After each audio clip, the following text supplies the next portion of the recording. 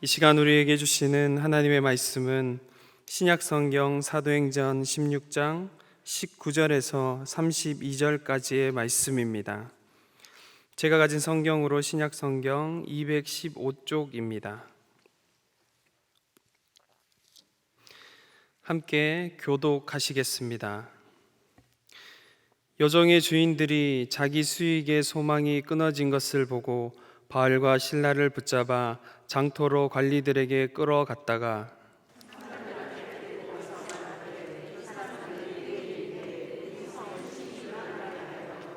로마 사람인 우리가 받지도 못하고 행하지도 못할 풍속을 전한다 하거늘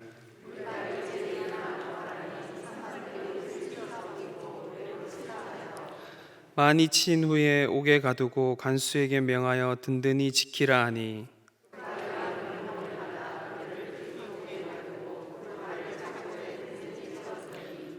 한밤중에 바울과 실라가 기도하고 하나님을 찬송하며 제수들이 듣더라.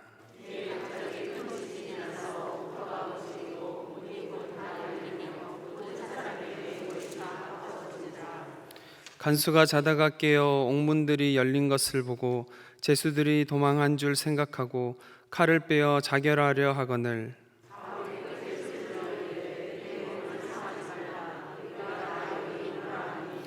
간수가 등불을 달라고 하며 뛰어 들어가 무서워 떨며 바울과 실라 앞에 엎드리고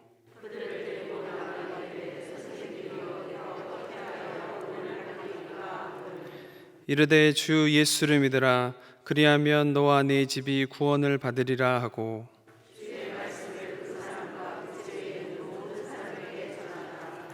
아멘. 저는 모태신앙으로 어렸을 때부터 교회에서 많은 시간을 보냈습니다. 시골에 그리 크지 않은 교회에서 자라다 보니 제 기억으로는 중학교 2학년 때부터 성가대로 섬겼습니다. 11시 예배 성가대였습니다. 당시 저보다 한두 살 많은 형들도 성가대로 다 섬기고 있었기 때문에 당연히 저도 성가대로 섬길 수 있다라고 생각해서 성가대를 섬겼습니다. 나중에 보니까 그 형들은 음대에 지망할 정도로 탁월한 사람들이었습니다. 하지만 저는 음을 제대로 못 잡는 초보였습니다. 어느 날은 베이스를 따라서 찬양을 하고 어느 날은 테너를 따라서 찬양을 하고 어느 날은 소프라노를 그냥 멜로디를 따라서 지위와 상관없이 그냥 찬양을 하던 지극히 평범한 사람이었습니다. 그래도 찬양하는 것이 좋았습니다. 밤에 혼자 교회에 가서 교육관에서 피아노를 띵깡띵깡 치면서 어설프지만 하나님을 찬양하는 시간이 제게는 너무 좋았습니다. 당시 최신이었던 찬미 200, 300, 찬미 1000 이런 곡들을 펼쳐놓고 하나하나 하나님을 찬양하는 시간이었습니다. 아마 지금 돌아보면 답답했던 청소년 시기, 앞길에 대해서 막막했던 청소년 시기에 제 정서를 풀어내는 시간이었던 것 같습니다. 그렇게 내 정서만 풀던 찬양이 하나님의 은혜를 알게 되고 인격적으로 하나님을 만나면서 홀로 하나님을 찬양하는 시간, 노래하던 시간에서 하나님을 예배하는 시간으로 바뀌어 갔습니다. 성도 여러분들은 어떠신가요? 찬양을 좋아하십니까? 찬양하는 걸 또한 기뻐하십니까? 아마 대부분의 성도님들은 찬양을 잘 하든 잘 하지 못하든 그저 찬양하고 찬송하는 것을 즐겨 하실 것입니다. 우리는 신앙의 여정 속에서 나와 하나님과의 사이에 다리처럼 놓여 있는 찬양 한두 곡 정도는 다 있으실 것입니다. 사연이 있는 찬송이지요. 그 찬양을, 그 찬송을 할 때는 하나님이 부으시는 놀라운 은혜를 경험했던 찬양이 있으실 것입니다. 제게는 기뻐하며 왕께라는 찬양이 첫사랑과 같은 찬양입니다. 혹시 기뻐하며 왕께라는 찬양 아십니까? 아주 오래된 찬양이긴 한데 빠른 곡입니다. 제가 고등학생 때 청소년 연합 집회에서 그렇게 많이 했던 찬양인 기뻐하며 왕께를 부르는데, 빠르게 부르면서 박수 치면서 분명히 부르고 있는데, 저에게 부어지는 하나님의 폭포수 같은 은혜를 누린 시간이었습니다. 그래서 빠른 찬양을 하면서 울면서 찬양했던 기억이 아직도 생생합니다. 그 찬양이 제게 은혜가 되었던 이유는 후렴 가사 때문이었습니다. 나의 창조자, 나의 구원자, 가장 귀한 나의 예수님 찬양합니다. 나의 치료자, 나의 선한 목자 되신 주 예수, 나의 주 찬양하리. 나의 치료자이십니다. 하나님 나의 창조자이십니다. 하나님 내게 가장 귀하신 분이십니다 라고 고백할 때 상상해 보십시오. 다들 기쁘게 옆에서 찬양하고 있는데 사연 있는 사람처럼 엉엉 울면서 찬양했던 기억이 제게는 아주 생생하게 남아 있습니다. 그래, 그때 그 찬양, 정말 큰 은혜였다고 고백하는 찬양이 그리스도인이라면 누구나 있을 법한 그 찬양이 있으실 것입니다. 여러분에게는 그 찬양인 어떤 찬양입니까? 인생의 여정 중에 가장 깊이 인상 깊게 남아있는 찬양, 그 찬양을 드렸던 공간과 시간, 그 은혜의 자국이 남아있는 찬양은 어떤 찬송입니까? 이 질문을 사도 바울에게 한다면 어쩜 오늘 본문의 사건을 이야기할 수도 있을 것 같습니다. 오늘 본문은 바울과 실라가 옥에 갇힙니다. 지금 바울과 실라가 갇혀 있는 지역, 지금 있는 지역이 어디입니까? 빌립보입니다.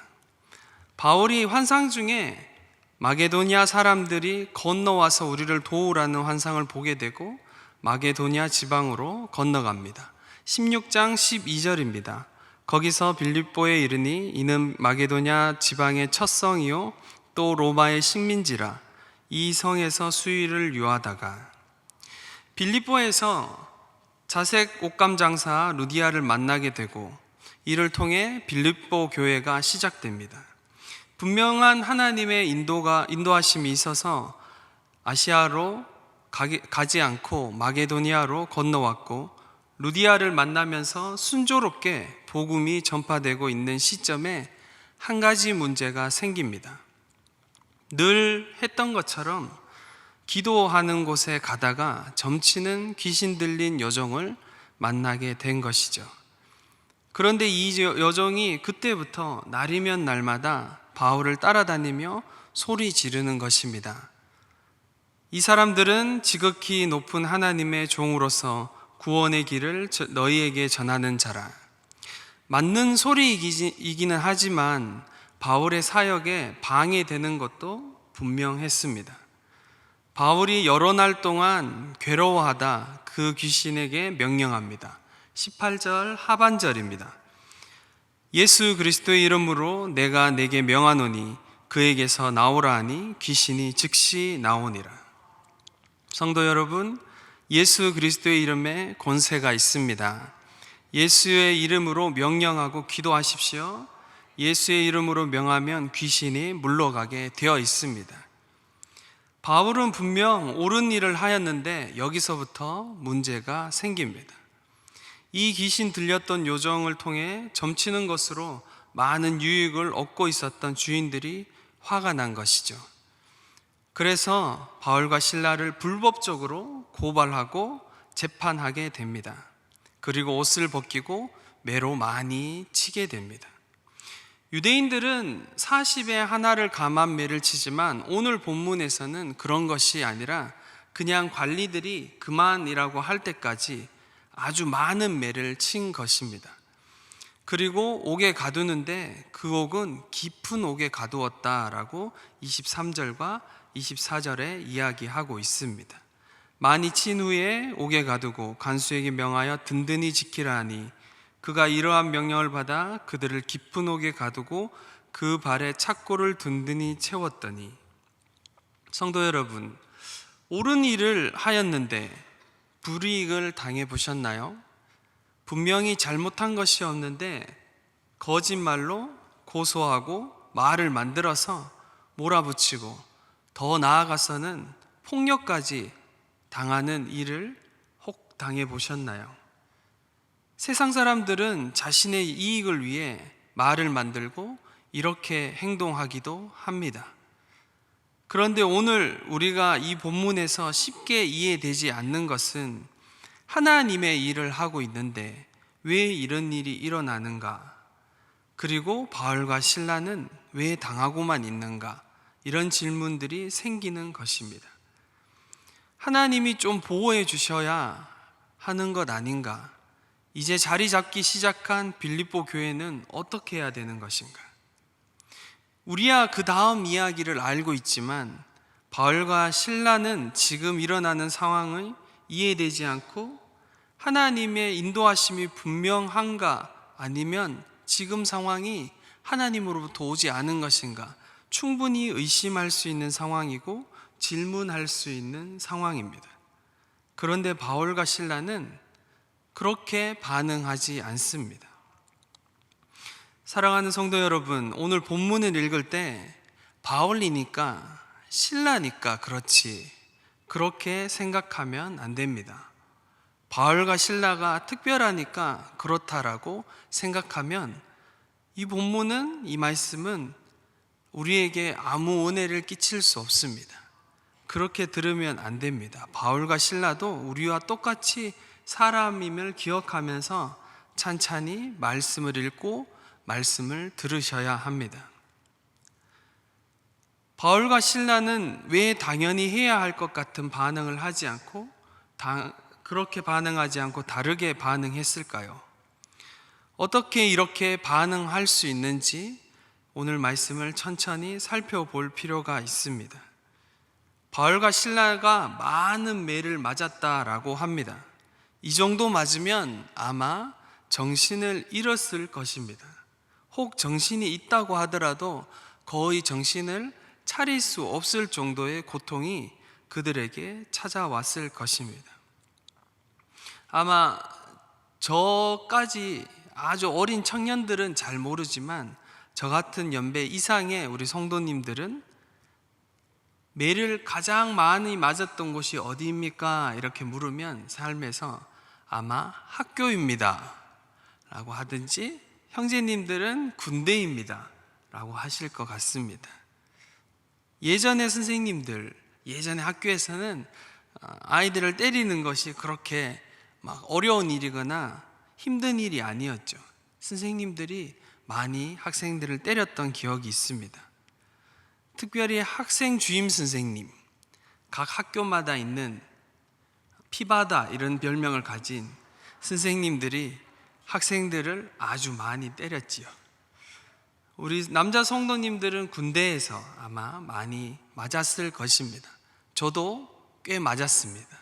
선임들이 왜 그렇게 밤마다 집합을 시키고 보이지 않는 곳만 때리는지 그 시간이 꽤 공포스럽고 어려운 시간이었습니다.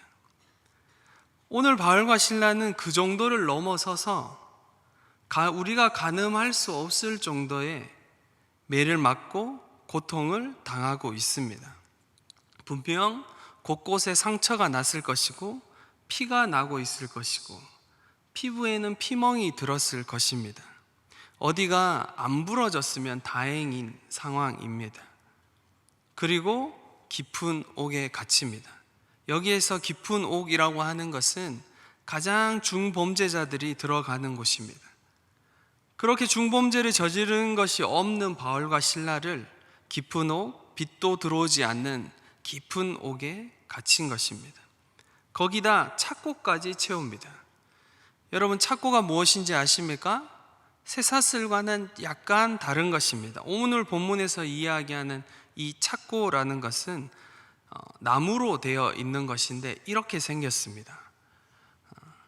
구멍이 지금 저기 그림에는 몇 개가 나 있고 사진에는 2개 정도 나 있는데 착고마다 조금 다르긴 하지만 구멍이 많이 나 있는 착고들은 더 넓게 사람을 다리를 벌리게 해서 다리를 채웁니다. 그리고 손까지 위에 채우게 해서 움직이지 못하게 하는 것이죠. 아주 불편한 상황을 만드는 것입니다. 그리고 행동에 제한을 주는 것이죠. 이 또한 아주 중범죄자들이 찾는 착고입니다. 다시 정리하자면 바울과 실라는 현재 죽도록 맞아서 붓고 정신이 혼미하고 빛도 들어오지 않은 캄캄한 감옥에서, 그 깊은 감옥에서 착고를 차고 엄청 불편한 자세로 있는 것입니다. 이런 상황 속에서 25절이 시작됩니다. 한밤중에. 여기에서 한밤중에라는 단어는 우리 시간으로 12시가 전후된 시간입니다. 밤 12시. 그렇게 늦은 시간에 바울과 실라는 왜 안 자고 있을까요? 잘 수가 없는 것이죠. 그렇게 몸이 아프고 불편하니 잠을 잘 수가 없는 것입니다. 잠을 잘 수가 없는 상황, 그 한밤중에 바울과 실라는 살을 파고드는 통증 속에 신음하기보다 다른 것을 하기로 결정합니다. 바울과 실라가 기도하고 하나님을 찬송하며, 고통 속에 신음하기보다 기도하고 찬송하기로 결정합니다. 성도 여러분, 우리의 인생의 여정 중에 고난이 찾아올 때, 특히 이해되지 않고 세상의 경험으로 설명되지 않는 일이 우리의 삶에 찾아올 때 우리는 눈물 흘릴 수 있고 고통 속에서 울부짖을 수 있습니다. 원망하는 마음도 생길 수 있습니다. 우리는 연약한 사람이니 충분히 그럴 수 있습니다. 그렇지만 이것만 꼭 기억하십시오. 방향이 늘 하나님께로 향해 있어야 됩니다. 우리 그리스도인은 늘 하나님을 향한 방향으로 울부짖고 눈물 흘릴 줄 알아야 합니다. 그래야 그것이 원망이나 자기 연민에 머물지 않고 하나님께 드리는 기도가 되는 것입니다. 그렇게 기도가 깊어지고 다 쏟아내고 나면 내 안에 없던, 세상은 이해할 수 없는 기쁨과 평안이 물밀듯 우리의 마음에 밀려오게 되는 것입니다. 사도 바울은 늘 서신서에서 고난이나 환난을 언급할 때마다 따라서 자주 언급하는 단어가 있습니다. 무엇일까요? 우리는 고난 다음에 영광을 생각합니다. 그것은 로마서 8장 17절과 18절에서 언급하는 영광을 받기 위하여 고난도 함께 받아야 할 것이라 생각하건대 현재 고난은 장차 우리에게 나타날 영광과 비교할 수 없도다 라는 이 말씀 때문입니다. 그런데 사실 사도 바울은 고난이나 환난이라는 단어를 언급할 때 서신서에서 더 자주, 더 많이 이어서 말하는 단어가 있습니다. 그것은 기쁨입니다. 즐거움입니다. 자막으로는 나오지 않습니다. 좀 많아서 자막으로는 만들지 않았습니다. 제가 읽어드리겠습니다. 로마서 5장 3절입니다. 다만 이뿐 아니라 우리가 환난 중에도 즐거워하나니. 고린도후서 7장 4절에 내가 우리의 모든 환난 가운데서도 위로가 가득하고 기쁨이 넘치는도다. 고린도후서 8장 2절에서는 환난의 많은 시련 가운데서 그들의 넘치는 기쁨과, 골로새서 1장 24절에서는 나는 이제 너희를 위하여 받은 괴로움을 기뻐하고 그리스도의 남은 고난을 그의 몸된 교회를 위하여 내 육체에 채우노라. 데살로니가 전서 1장 6절에서는 또 너희의 많은 환난 가운데서 성령의 기쁨으로 말씀을 받아 우리와 주를 본받는 자 되었으니. 마지막입니다. 디모데후서 2장 3절에서 4절입니다. 너는 그리스도 예수의 좋은 병사로 나와 함께 고난을 받으라. 병사로 복무하는 자는 자기의 생활에 얽매이는 자가 하나도 없나니 이는 병사로 모집한 자를 기쁘게 하려 함이라. 사도 바울은 이 기쁨을 누리고 있습니다. 이 기쁨의 근원은 누구입니까? 예수 그리스도입니다. 사도 바울이 받는 고난과 환난은 누구와 연결되어 있습니까? 예수 그리스도와 연결되어 있습니다. 우리 주 예수 그리스도로 인한 고난과 환난 속에는 감추인 보화와 같은 기쁨이 숨어 있습니다. 사랑하는 성도 여러분, 혹시 루비 켄드릭이라는 선교사님을 아십니까? 25살 꽃다운 나이에 이 땅 조선에서 순교한 선교사님입니다. 1907년에 조선에 들어와 단 9개월을 사역하시고 1908년에 병으로 순교하셨습니다. 루비 켄드릭 선교사님의 양화진 묘비에는 이렇게 쓰여져 있습니다. 만약 제게 1000개의 생명이 있다면 그것들 모두를 조선을 위하여 기꺼이 바치겠습니다. 그녀가 마지막으로 고향을 떠날 때 했던 고별 연설에서 이렇게 이야기합니다. 복음의 이야기를 전하는 즐거움은 그 어떤 희생도 삼켜버릴 것입니다. 루비 켄드릭 선교사님에게는 복음을 전하는 기쁨과 예수 그리스도로 인해서 받는 고난을 다 삼켜버릴 정도의 기쁨과 즐거움이 있었다라고 고백하고 있는 것이죠. 사랑하는 성도 여러분, 여러분에게는 이 기쁨이 있습니까? 여러분에게는 이 즐거움이 있습니까? 그 어떤 고난과 환난에도 빼앗아 갈 수 없는 복음의 기쁨이 여러분에게는 있습니까? 그리고 그 기쁨을, 그 복음을 전하고 계십니까?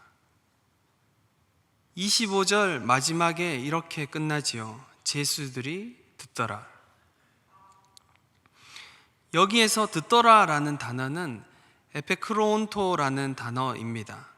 이 단어는 신약 성경에서 유일하게 여기에서만 사용됩니다. 그러니까 일반적으로 말을 들을 때 듣는다라는 단어와 다른 뜻을 가진 단어인 것이죠. 이 단어는 시낭송이나 노래나 연주를 들을 때 기쁘게 듣다라는 뜻을 가진 특수한 동사입니다. 무슨 뜻입니까? 비슷한 처지에 있는 제수들이 들을 때도 이해되지 않는 이런 상황이, 그런 고통 속에서도 바울과 실라가 하는 찬송은 정말 신기한 일이었던 것입니다. 그 옥중에서 벌어지고 있는 일들이 제수들이 듣기에도 놀라운 일이었던 것입니다. 하나님을 높이고 찬송하는 행위를 할 수 없을 것 같은 곳에서 모든 것이 막히고 갇히고 묶여 있어서 아무것도 할 수 없는 상황에서 드려지는 찬송을 제수들이 듣고 있습니다. 사방이 다 막혀도 하늘은 늘 열려 있습니다.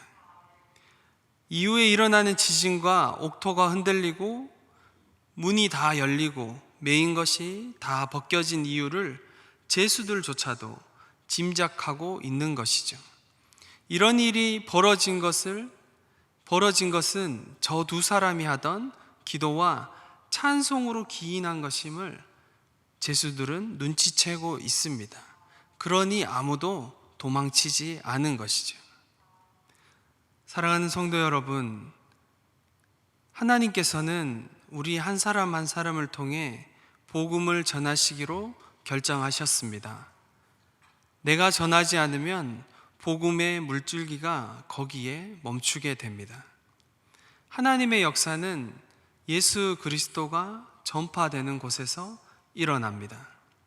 우리의 삶에 예수 그리스도로 인한 고난, 환난, 그리고 그거 안에서의 누리는 기쁨과 즐거움, 성도 여러분, 기도하고 찬송하십시오.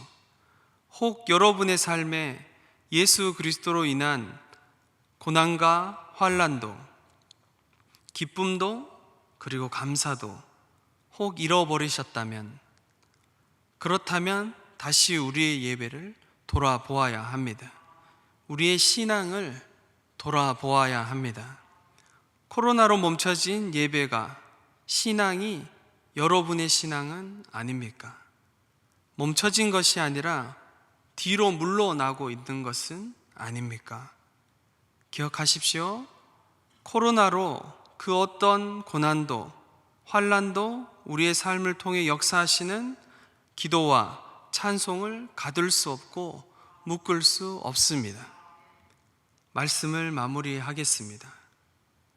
성령께서 오늘 말씀을 통해 우리 한 사람 한 사람에게 말씀하고 계십니다. 기쁨으로 드려지는 기도와 찬송과 헌신을 통해 성령께서 역사하심으로 흔들리지 않을 것 같았던 옥토와 같은 문제들, 상황들이 흔들리고 열리지 않을 것 같았던 막힌 문들이 열리며 나를 꽁꽁 묶고 있던 것들이 다 벗어지고 참 자유가 임할 것입니다. 나사렛 예수 그리스도의 이름으로 명할 때 귀신이 떠나가고 기도의 은혜가 회복되며 그 무엇으로도 가둘 수 없는 찬송의 기쁨이 넘쳐나는 은혜의 통로, 복음의 통로가 되는 저와 여러분의 인생 되기를 간절히 바랍니다. 기도하시겠습니다. 사랑하는 주님, 우리의 인생에 이해되지 않는 고난과 환난이 찾아와서 모든 상황들이 막혀 있고 닫혀 있고 우리의 마음이 무너지고 묶여 있을 때 세상 사람들은 절망하고 있을 때라도 살아계시며 지금도 역사하시는 우리 주 예수 그리스도로 인한 기쁨과 찬송과 기도가 넘쳐나게 하여 주옵소서.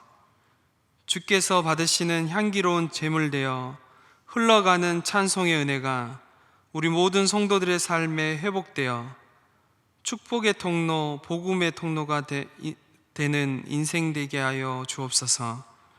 우리 주 예수 그리스도의 이름으로 기도드리옵나이다. 아멘.